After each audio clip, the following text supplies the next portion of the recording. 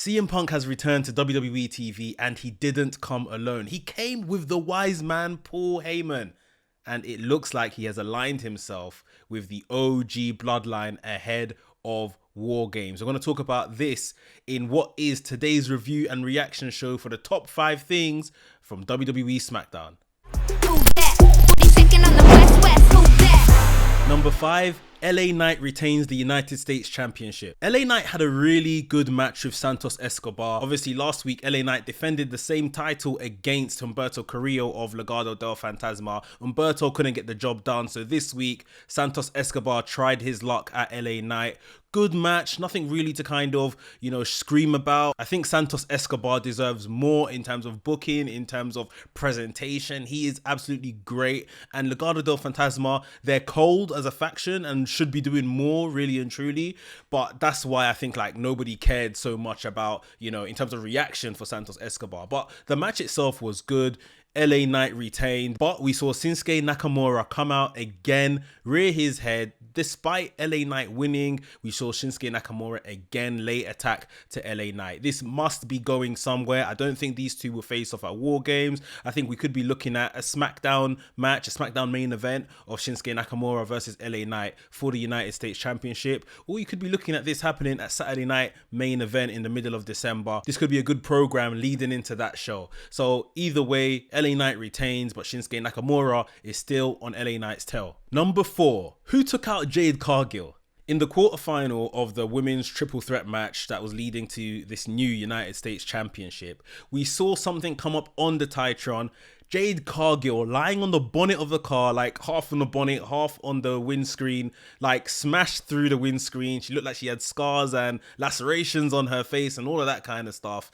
And she was just completely knocked out. Someone has taken her out and she was just there. And Bianca, the conflict running through Bianca Belair. This is my tag team partner. What am I going to do here? Should I finish this qualifying match for the United States Championship, or should I go and help my tag team partner? She went and helped her tag team partner, running to the back and ultimately leaving her opportunity there. However, now the thing is, who took out Jade Cargill? I think it could be one of about 3 names. The first name I'm going to say is Bayley. Bayley needs some type of heel turn. She might want to replace the likes of Jade Cargill in the WarGames match, so she took her out sort of thing. So that could be somebody. I think another name that we cannot look past is Bianca Belair, and I would love it for it to be Bianca Belair. And she's kind of maybe either done this before the match she was involved in or paid someone off to do this sort of thing. That would be great as well. And of course, Charlotte Flair. Charlotte Flair imminently to return to TV if you believe the reports and stuff like that. Charlotte Flair and Jade Cargill had that face-to-face, if you remember, pretty much after Jade Cargill had debuted and she was just turning up on every show sort of thing. So Charlotte Flair might be looking for a way, not necessarily into WarGames, but for Jade Cargill's spot in the United States Championship, the qualifier, the tournament. So Charlotte Flair could be someone here that got up to no good to make room for herself in the tournament. Let me know down below in the comments who you think it could be that took out Jade Cargill. Number 3, the women's triple threat match. Now, this women's triple threat match was obviously in and around the same segment we just talked about involving Jade Cargill and who took her out. But the match itself, I think, was really, really good. We had Bianca Belair up against Blair Davenport, up against Chelsea Green, who was seemingly, the favorites, the people's favorite. I think the bookies' favorite, you would go with Bianca Belair, but the people's favorite was Chelsea Green to progress in this match. And progress is what Chelsea Green did. Like I said, Bianca Belair went off to go and help her friend Jade Cargill, her tag partner, which left Chelsea Green and Blair Davenport, and Chelsea Green put her away with an unpretty her to advance to the next stage of the competition. Chelsea Green is facing Bayley in the semi-finals for this new United States Championship for the women. And like I say, this is great for Chelsea Green. I don't think she goes on to win it. I don't think she beats Bayley.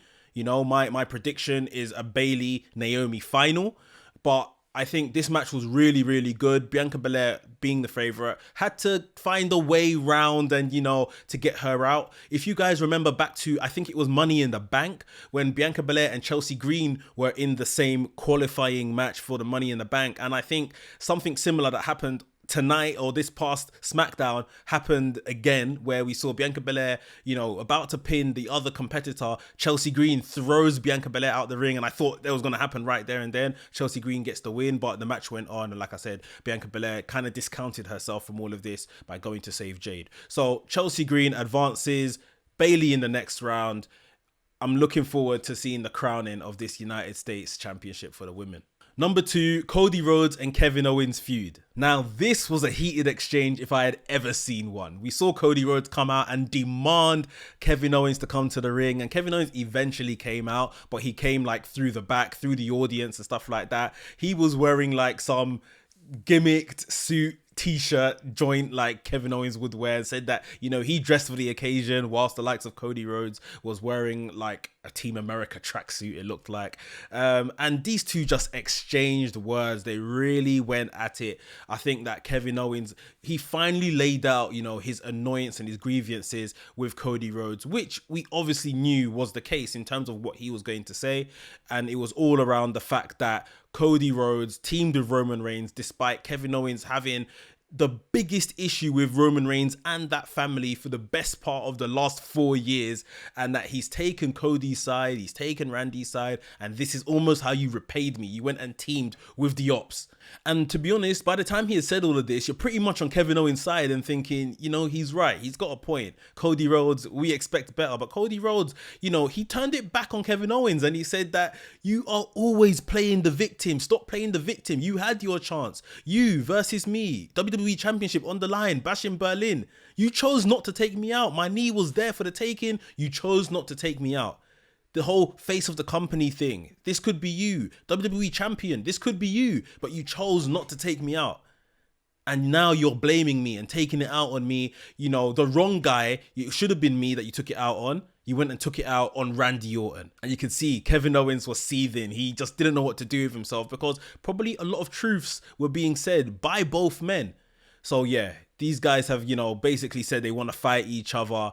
The segment ended, on fire. Really, really good stuff. Like I say, this is what we knew was the motivation between Kevin Owens and Cody Rhodes, and what they were fighting over in the first place. We knew it was this, but the delivery from both men, I really think we are putting Kevin Owens on a strong trajectory right now. I want to see Kevin Owens become WWE champion. Like I say, even if it's for a short period, 2 months, and Cody wins it back, I want to see Kevin Owens become WWE champion, because I think he is so good and just not given enough in the WWE. Number 1, CM Punk returns with the wise man Paul Heyman. In the main event segment of the show, we saw the Rogue Bloodline, the Wolfpack Bloodline, Solo Sikoa's Bloodline all come out to the ring, and they were confronted by the OG Bloodline. However, the OG Bloodline were still only at 4 men. Earlier on, to open the show, Solo Sikoa had come out and said, Roman Reigns, you need to surrender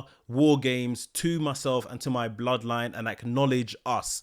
Now, that didn't quite happen. Solo Sikoa was talking his smack. It looked like things were heated and about to pop off, when all of a sudden, ladies and gentlemen, you heard that familiar voice. Paul Heyman had returned, and Paul Heyman said, look, I can see it's 4-on-5. We're not going to run war games like that. It needs to be 5-on-5.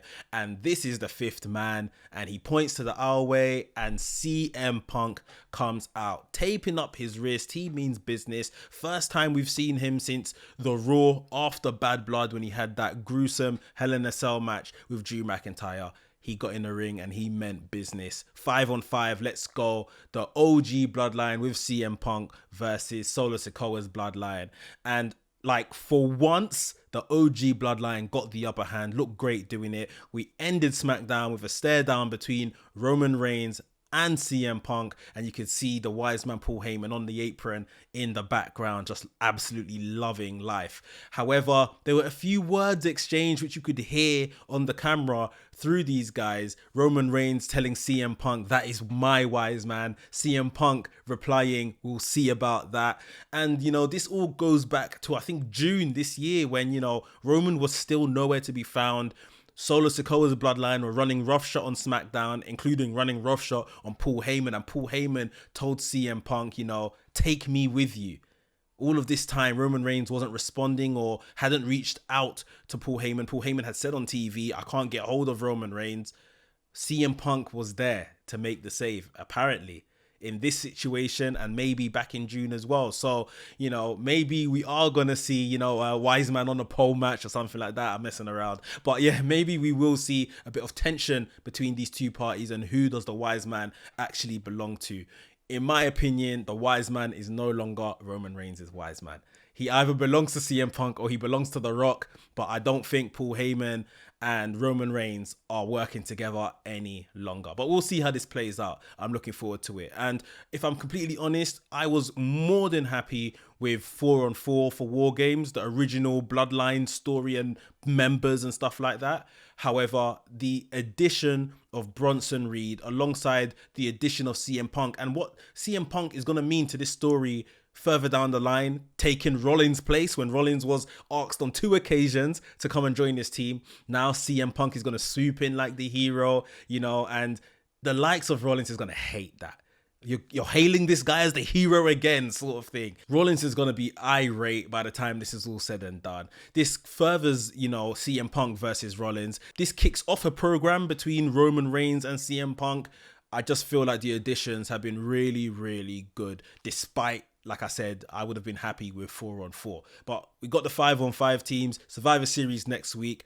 I'm looking forward to it, man. Let's go. So those are my top 5 moments from WWE SmackDown. Let me know down below in the comments your favorite moments of the show and what did you think of the moments that we got from SmackDown this past week. If you enjoyed today's video, hit the like button. And if you're new to the channel, what's up? My name is Mex. I make videos on WWE and AEW. So if this sounds like something for you, make sure you hit the subscribe button and notify bell so you get notified every single time I drop a new video.